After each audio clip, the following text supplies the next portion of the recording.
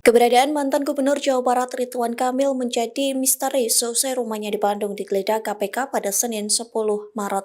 Pasalnya Ridwan Kamil belum memperlihatkan dirinya ke publik seusai penggeledahan tersebut. Bahkan Ridwan Kamil hanya meninggalkan secari kertas yang menjadi respon soal rumahnya digeledah KPK. Sebaliknya, pria yang akrab disapa Kang Emil ini tidak memberikan pernyataan langsung kepada awak media. Adapun Ridwan Kamil merilis pernyataan resmi melalui secari kertas HVS putih berukuran A4. Dalam surat tersebut ada 3 poin yang dituliskan terkait penggeledahan KPK di rumahnya. Poin pertama, Kang Emil membenarkan rumahnya didatangi tim KPK. Poin kedua, Ridwan Kamil mengaku kooperatif dan mendukung atau membantu tim KPK secara profesional.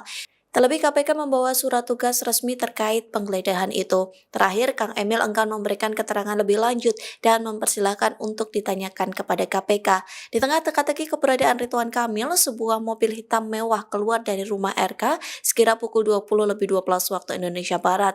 Mobil tersebut menarik perhatian karena kaca film pekat membuat tidak terlihat sosok yang berada di dalamnya. Mobil berplat B itu langsung melaju ke arah jalan raya. Hingga saat ini belum dapat dipastikan apakah Ridwan Kamil berada di dalam kendaraan tersebut.